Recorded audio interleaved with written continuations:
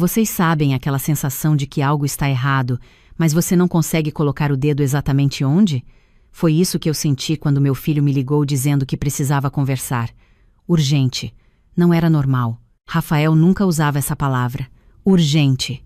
Eu estava em Recife havia 3 semanas, cuidando da minha irmã que tinha acabado de fazer uma cirurgia no coração. Delicada. Muito delicada. Eu não podia simplesmente abandonar ela ali, mas a voz do Rafael no telefone me fez gelar por dentro. Mãe, quando a senhora volta? Preciso muito falar com a senhora. Pessoalmente. Pessoalmente. Outra palavra estranha vindo dele. Meu filho sempre resolveu tudo por mensagem, por chamada de vídeo. Ele trabalha com tecnologia, sabe? Tudo é digital para essa geração. Mas pessoalmente? Meu coração apertou. Rafael, filho, o que aconteceu? Está tudo bem com você? Com a Camila? Camila é minha nora. Eles estão casados há 5 anos. Sempre me pareceram felizes, sabe? Aquele tipo de casal que faz planos juntos, que ri das mesmas piadas. Está sim, mãe. É sobre a casa. A casa. Nossa casa. O sobrado em Moema que eu e meu marido compramos há 32 anos. A casa onde criei o Rafael e a irmã dele, a Beatriz. A casa onde meu Antônio passou os últimos meses de vida depois do diagnóstico. A casa que tem a jabuticabeira que ele plantou no quintal. A casa que é tudo que me restou dele, além das memórias e de uma conta bancária que mal dava para viver com dignidade. O que tem a casa, filho? Mãe, a senhora confia em mim? Que pergunta estranha. Claro que eu confiava nele. Ele era meu filho, meu único filho homem. Quando o Antônio morreu, há 3 anos, o Rafael foi quem cuidou de tudo. Funeral. Documentos. Inventário. Eu estava devastada demais para lidar com burocracia. Ele assumiu tudo. Claro que confio, Rafael. Você sabe disso. Então, por favor, não fique brava. Eu fiz algo pensando no nosso bem, no nosso futuro. Nosso futuro. Eu não gostei do tom. Tinha algo ali que não estava sendo dito. Rafael, para de enrolar e me conta o que está acontecendo. Silêncio. Um silêncio longo demais para uma ligação telefônica. Eu conseguia ouvir a respiração dele do outro lado, pesada, nervosa. Eu vendi a casa, mãe. Eu não consegui processar as palavras imediatamente. Vendi a casa, como se fosse simples assim. Como se fosse uma camisa velha que não servia mais. Como assim você vendeu a casa, Rafael? Eu precisava, mãe. A empresa da Camila está passando por dificuldades. Sabe aquele salão de beleza dela? Ela investiu muito, pegou empréstimos e não está indo bem. Os juros estão acabando com a gente. Eu não tinha escolha. Não tinha escolha. Que palavras convenientes para justificar o injustificável. E você achou que tinha o direito de vender a minha casa sem me consultar? Como você conseguiu fazer isso, Rafael? A casa está no meu nome. Outro silêncio. Mas esse era diferente. Era o silêncio de quem está prestes a confessar algo pior ainda. Mãe, lembra quando papai morreu? O inventário? Eu transferi a casa para o meu nome. Para facilitar, caso a senhora precisasse de alguma coisa e não pudesse assinar documentos. Sabe como é? A senhora estava tão fragilizada. Eu senti como se tivessem arrancado o chão debaixo dos meus pés. Transferiu para o nome dele, sem me consultar, usando minha fragilidade, minha dor, minha confiança. Você fez o quê? Mãe, por favor, entenda. Eu não tinha má intenção. Era só para proteger a senhora. E agora eu usei esse dinheiro para salvar o negócio da Camila. Para salvar nosso casamento, na verdade. Ela estava pensando em se separar de mim por causa das dívidas. Então era isso. Não era sobre proteger a família. Era sobre proteger o casamento dele. Era sobre salvar o negócio da nora que nunca deu certo. Era sobre escolher entre a mãe e a esposa. E ele escolheu a esposa. E onde você acha que eu vou morar, Rafael? A senhora pode morar com a gente, mãe. Nós temos um quarto sobrando no apartamento. A Camila até já arrumou tudo. Colocou móveis novos, deixou bem confortável. Bem confortável. Como se eu fosse uma visita. Como se eu não tivesse acabado de perder minha casa, minha autonomia, minha dignidade. Quem comprou a casa, Rafael? Uma família. Um casal com 2 filhos. Eles já pagaram, mãe. Já está tudo certo. Eles vão entrar no mês que vem.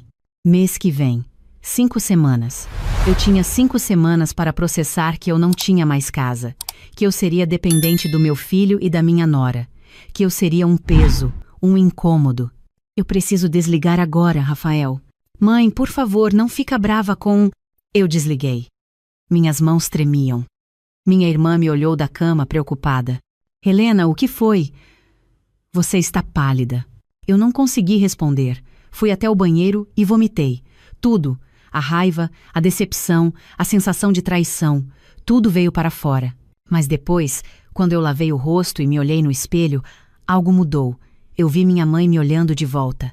Minha mãe que criou 4 filhos sozinha depois que meu pai fugiu com a secretária. Minha mãe que nunca baixou a cabeça para ninguém. Minha mãe que me ensinou que mulher não precisa de homem nenhum para sobreviver. Nem filho, nem marido, nem ninguém. E foi aí que eu lembrei.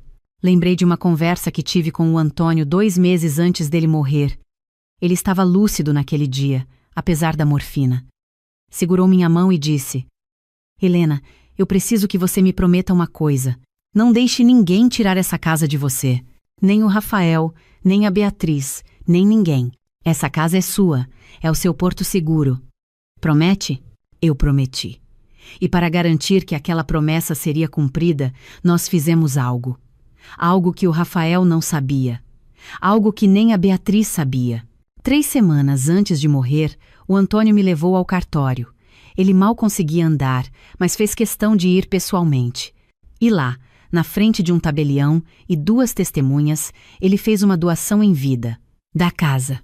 Para mim. Com uma cláusula de impenhorabilidade e incomunicabilidade. Em português simples. Aquela casa era minha, e de mais ninguém. Não podia ser vendida, não podia ser penhorada, não podia ser transferida sem minha autorização expressa, com minha assinatura reconhecida em cartório, na frente de 2 testemunhas. E o Rafael nunca soube disso porque o inventário foi feito com base nos bens que estavam no nome do Antônio na hora da morte. A casa já não estava mais. Já era minha. Legalmente, irrevogavelmente minha. Quando o Rafael disse que tinha transferido a casa para o nome dele, eu soube imediatamente o que tinha acontecido. Ele tinha falsificado minha assinatura. Tinha usado algum documento antigo, alguma procuração velha, alguma coisa para fazer aquela transferência sem meu conhecimento. E isso, meus queridos, tem um nome bem específico na lei brasileira: estelionato. Eu esperei mais 2 dias antes de voltar para São Paulo. Precisava ter certeza de que minha irmã estava estável. Mas, principalmente, precisava de tempo para pensar, para planejar. Porque uma coisa é reagir no calor da emoção. Outra coisa é agir com inteligência e estratégia. No avião de volta, eu liguei para o meu advogado. O Dr. Henrique tinha sido amigo do Antônio há décadas. Um homem sério, competente e que entendia perfeitamente o que estava em jogo. Helena, isso é gravíssimo, ele disse quando contei tudo. Seu filho pode responder criminalmente. Estamos falando de falsificação de documento, estelionato, apropriação indébita. Isso dá cadeia. Eu sei, Henrique, mas não quero meu filho na cadeia. Quero minha casa de volta. Então, precisamos agir rápido, antes que a escritura seja registrada. Se esses compradores já registraram a escritura em nome deles, vai ficar muito mais complicado. O Rafael disse que eles só vão entrar mês que vem. Temos tempo. Vou precisar da escritura de doação que seu marido fez. Você tem ela guardada? Tenho tudo, Henrique. Tudo guardado numa pasta azul, dentro do meu guarda-roupa, no quarto que era meu e do Antônio. O quarto que o Rafael provavelmente já tinha esvaziado. O guarda-roupa que provavelmente já estava num caminhão de mudança. Ou pior, no lixo. Quando cheguei em casa, era fim de tarde. O portão estava aberto. Havia um caminhão de mudança na frente. 3 homens carregavam móveis para fora. Meus móveis. Minha vida sendo empacotada em caixas de papelão. Camila estava na varanda supervisionando tudo. Quando me viu, ela sorriu. Sorriu, como se fosse normal, como se fosse aceitável. Dona Helena, que bom que a senhora chegou. Estávamos com saudade. Eu não respondi. Passei direto por ela e entrei na casa. Minha casa, que já não parecia mais minha. As paredes estavam vazias, as marcas das molduras ainda visíveis na pintura desbotada. O sofá onde o Antônio assistia futebol não estava mais lá. A mesa de jantar onde comemoramos tantos natais havia sumido. Mãe, Rafael desceu as escadas correndo. Tentou me abraçar. Eu me desviei. Onde estão as minhas coisas, Rafael? Está tudo sendo guardado, mãe. Separamos as coisas mais importantes. As fotos, os documentos, as roupas. Está tudo em caixas organizadas.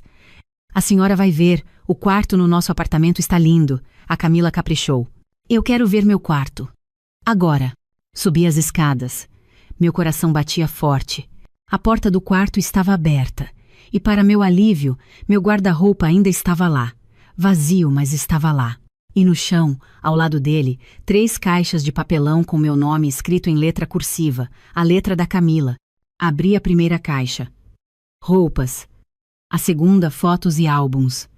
A terceira tinha documentos. Eu procurei freneticamente até encontrar. A pasta azul ainda estava ali, lacrada, intacta. Mãe, o que a senhora está procurando? Se precisar de algum documento, eu posso ajudar. Eu abri a pasta na frente dele. Tirei a escritura de doação de dentro. O papel era amarelado pelos 3 anos que se passaram, mas o carimbo do cartório era nítido. Inconfundível. Rafael, você sabia dessa doação? Ele pegou o papel das minhas mãos, li na sua cara, passou da confusão para a compreensão e depois para o pânico, tudo em questão de segundos. Mãe. O quê? Eu não sabia. Papai nunca disse. Então me explica uma coisa, filho. Se essa casa já estava no meu nome desde antes da morte do seu pai, como você conseguiu transferir para o seu nome? Silêncio. E mais importante, como você conseguiu vender uma casa que nunca foi sua? Mãe, eu posso explicar. Você falsificou minha assinatura, Rafael. Não foi assim. Eu tinha uma procuração. A senhora me deu uma procuração quando o papai morreu. Aquela procuração era para assuntos médicos e funerários. Era específica. E tinha prazo de validade. Você usou ela para transferir um imóvel? Ele não respondeu. Não precisava. A culpa estava estampada no rosto dele. Rafael, você entende a gravidade do que fez? Você cometeu um crime. Vários crimes. Mãe, foi tudo pela Camila. Para salvar ela. Para salvar nosso casamento. A senhora tem que entender. Entender? Entender o quê? Que você escolheu uma empresa falida no lugar da sua própria mãe? Que você escolheu mentir, falsificar, roubar, ao invés de simplesmente me pedir ajuda? Ao invés de confiar em mim? A senhora nunca ia concordar. A senhora nunca ia vender a casa. Exatamente, porque a casa é minha, não é sua, não é da Camila, é minha. Camila apareceu na porta do quarto. O rosto dela já não tinha mais aquele sorriso. Ela tinha ouvido tudo. Dona Helena, a senhora precisa ser razoável. Razoável? Eu me virei para ela. Você acha razoável que eu perca minha casa para pagar as dívidas do seu negócio? Não é só meu negócio, é nosso, meu e do Rafael.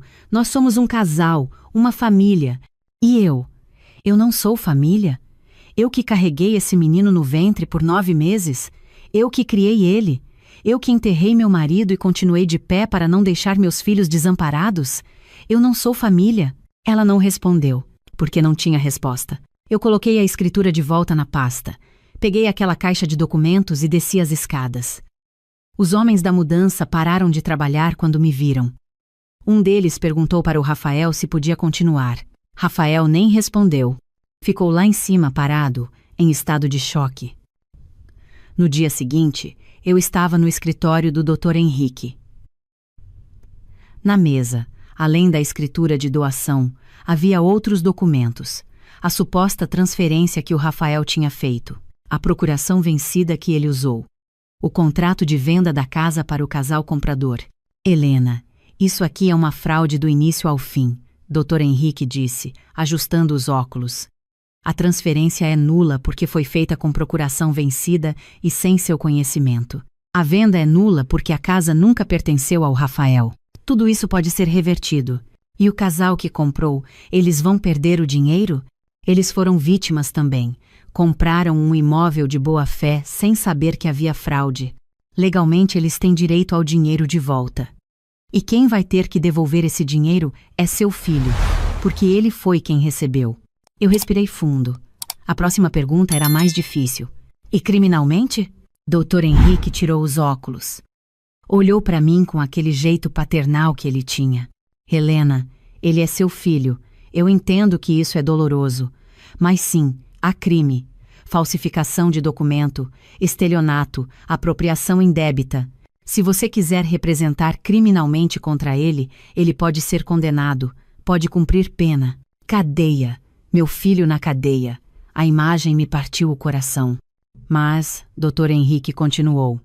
Se a venda for desfeita, se o dinheiro for devolvido ao casal, se tudo voltar ao status anterior, e se esse casal não quiser processar, não precisa haver ação criminal. Pode ficar só na esfera civil.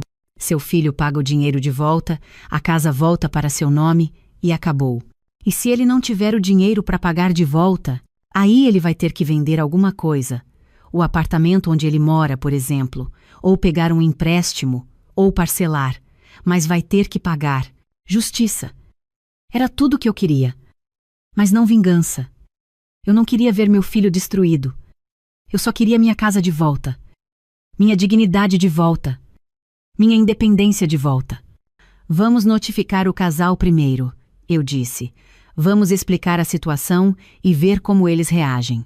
O casal se chamava Bruno e Fernanda. Tinham 2 filhos pequenos, uma menina de 6 e um menino de 4. Quando vieram ao escritório do Dr. Henrique, traziam uma pilha de documentos. Contrato, recibos, comprovantes de pagamento. Eles tinham pago R$ 1.200.000 pela casa. Todo o dinheiro que tinham economizado em 10 anos de trabalho. Todo o dinheiro que tinham recebido da venda de um apartamento menor. Todo o futuro deles. Fernanda chorou quando o Dr. Henrique explicou a situação. Bruno ficou vermelho de raiva. Como assim a casa não era dele? A gente viu todos os documentos, tá tudo registrado em cartório. Como pode não ser válido? Dr. Henrique explicou pacientemente sobre a doação anterior, sobre a falsificação, sobre a nulidade de tudo. Bruno socou a mesa. E o nosso dinheiro? A gente vendeu tudo para comprar essa casa. Nosso apartamento, nosso carro, tudo. Para onde a gente vai agora? Vocês têm direito ao dinheiro de volta, eu disse. Meu filho vai ter que devolver, até o último centavo. E enquanto isso, a gente fica na rua? Era uma boa pergunta. Uma que eu não tinha resposta, mas Dr. Henrique tinha. Temporariamente, vocês podem continuar no apartamento que venderam. Vou entrar em contato com os novos proprietários e explicar a situação. Tenho certeza que vão entender e dar um prazo. E o filho da dona Helena vai ter que arcar com os custos de vocês ficarem lá. Aluguel provisório, digamos. Bruno e Fernanda se entreolharam. Não era ideal, mas era melhor que a rua. E o filho dela? Ele vai preso? Fernanda perguntou, enxugando as lágrimas.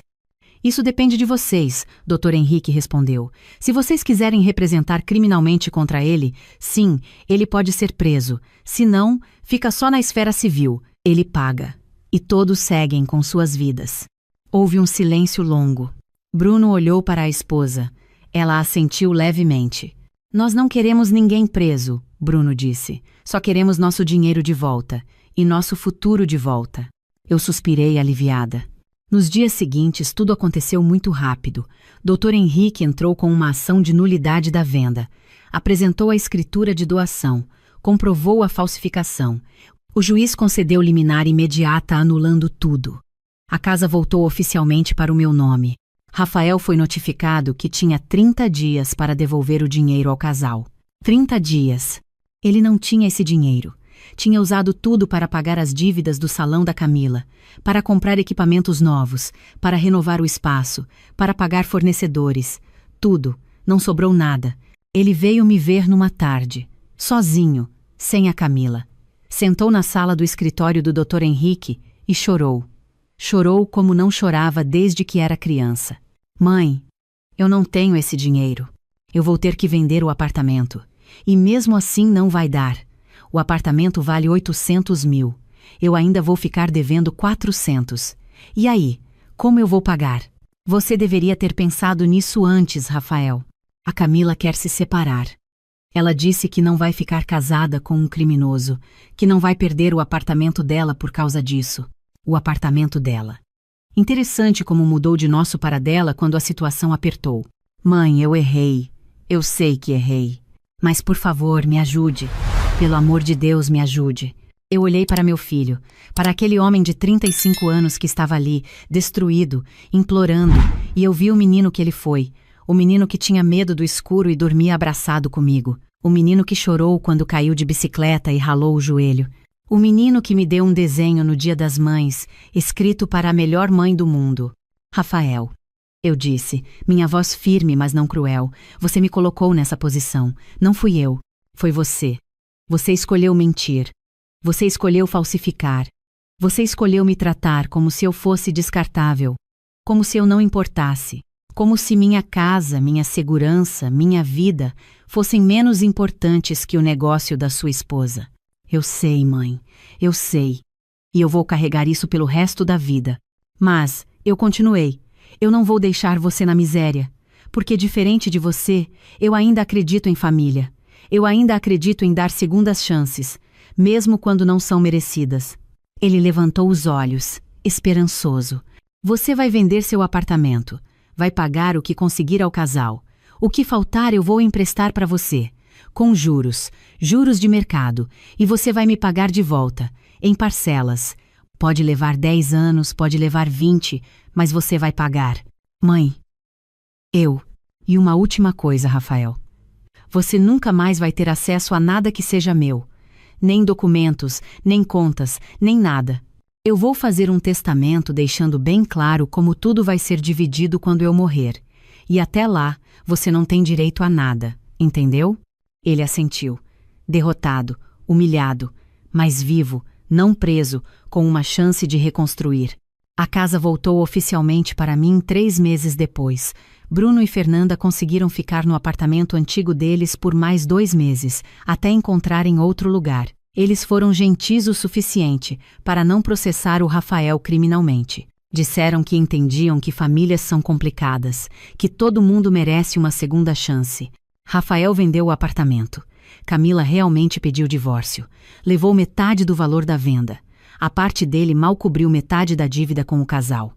Eu emprestei o resto, R$450 mil.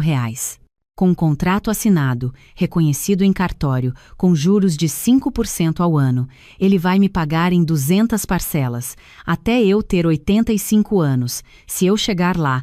Hoje, eu estou aqui, na minha casa, no meu sobrado em Moema. No meu jardim onde a jabuticabeira plantada pelo Antônio está florida. E eu entendo uma coisa que levei 63 anos para aprender.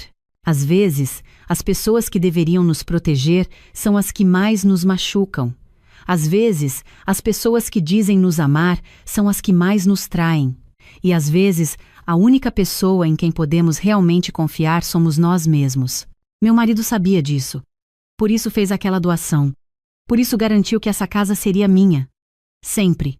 Ele sabia que eu ia precisar dela. Não apenas como um lugar para morar, mas como um símbolo. Um símbolo de que eu ainda tenho algo que é meu, que ninguém pode tirar, que ninguém pode manipular. E se você que está me ouvindo passa ou já passou por algo parecido, eu quero que você saiba uma coisa. Você não é obrigada a aceitar ser diminuída. Você não é obrigada a aceitar ser tratada como se não importasse. Nem por filho, nem por marido, nem por ninguém. Às vezes, a maior violência não é o que tiram de você, é o que esperam que você aceite em silêncio. E eu não aceitei.